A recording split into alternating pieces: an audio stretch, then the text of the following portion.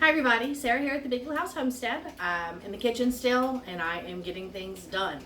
I have got to show you what has been accomplished in the past couple days because I have been working my butt off in this kitchen trying to get things canned and preserved.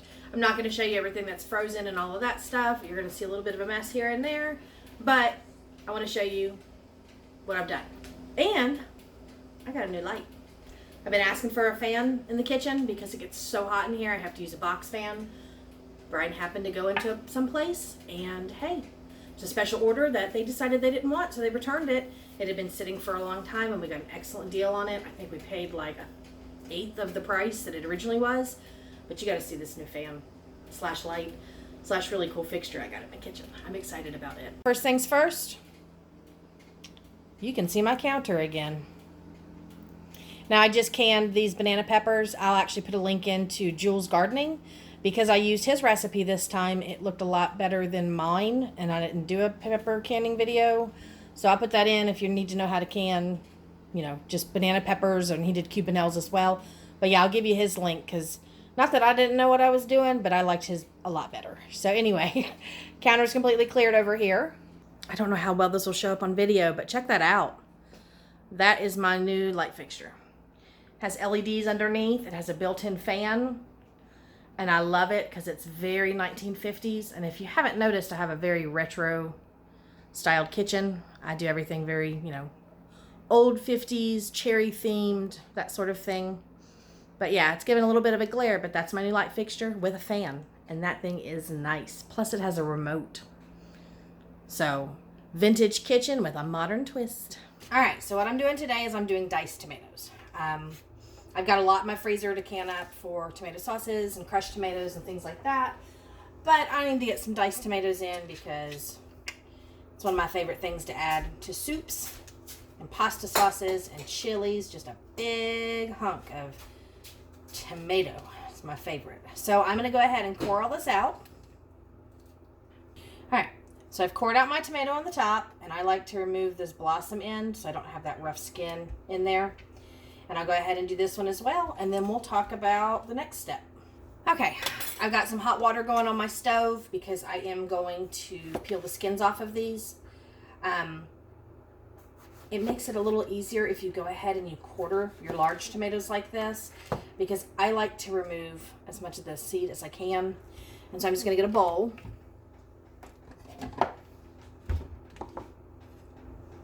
And all I do is I just push my finger in and get rid of as much of that gel as I can, because I don't want all the seeds in there. You get a lot of seeds as is, but it's just a lot easier if you can get a lot of those seeds out. I got juiced. But I just want to show you, if you're looking to find an easy way to get the seeds out, just kind of poke your finger in around the edges, and you'll find where there's pockets in there of seeds. Do it from wherever you have openings, and then just squeeze your tomato. Squeeze it like a lemon. Get all those seeds. You'll just see them pouring out. And that removes majority of the seeds, so you don't have to worry about that. So the water's still going, but as soon as it's ready, what I'm going to do is I'm going to put these tomatoes in to boiling water, and I'm going to let them sit for about 2 minutes, and you'll see the skins start to peel up some, and then I'm going to remove them and put them in ice water. Very thick with ice. It'll cool them down quickly and the skins will peel off automatically. I like to remove the skins from my tomatoes as much as possible, and it's just something that I prefer. But we're going to get this going and I'll show you the next part. Okay, so I've got tomatoes peeled. Having a little bit of skin on there is not an issue, but you want to get off as much as you can. And what I like to do is I lay my tomatoes down. And they're still very firm because you only cooked them for a few minutes. So I like to slice them into slices. Just slice. And then I rotate and I go through and I chop the opposite direction. And what you get is just a pure diced tomato. Not all that gel, not all that seed. And it takes about 2 tomatoes to fill one of those little tiny pint jars. So keep that in mind when you're thinking about what you're canning. There is a possibility that you're going to be using up a lot more product to do things like this. So I don't can as much diced tomatoes as I do crushed tomatoes and tomato sauce. And that's just because we use those for pastas and pizzas and things like that. And this is mainly throwing from like my lunches, my soups, my chili, things like that. Clean, sterile jars. You want them hot, so I'm going to put them into my water bath canner and get them warmed up.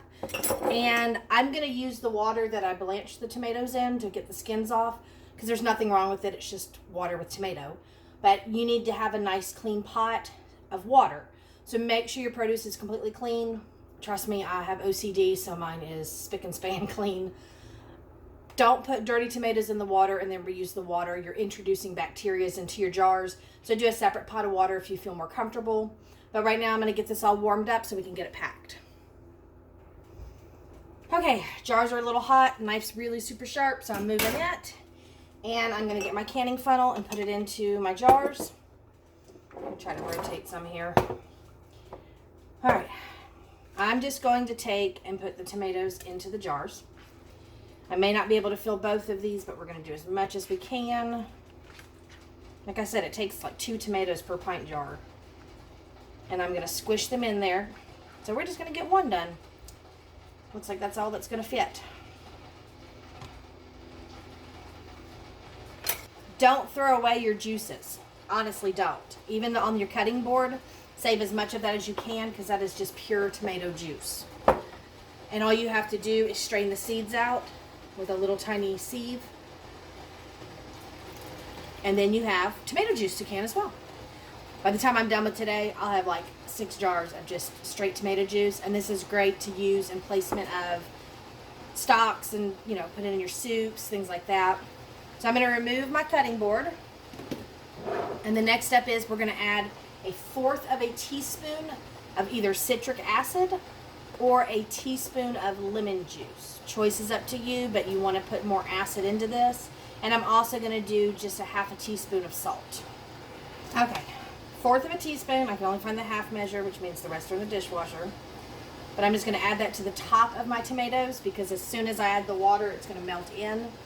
And then, like I said, about 1/2 teaspoon of salt. Now, when you're using salt, make sure it's not an iodized salt. You want a fresh salt that doesn't have anything chemically added. It can alter your product, and it can also make the stuff taste really bad, like really bad. Change the colors, things like that. So now that that's going, and that's in there, I'm going to just ladle some water in.